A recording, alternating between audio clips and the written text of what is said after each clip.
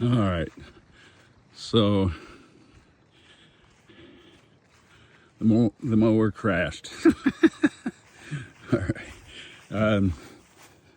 All right, here's what happens when the mower crashes. So the first thing you need to do is press the red button and then move the mower out.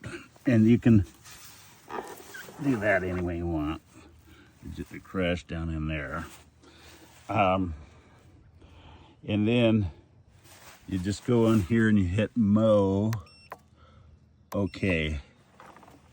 And it starts up again.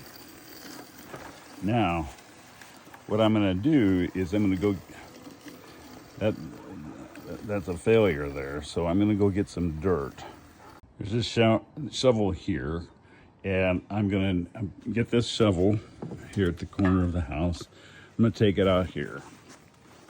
And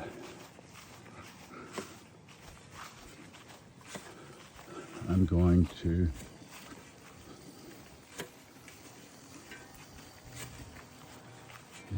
dirt here.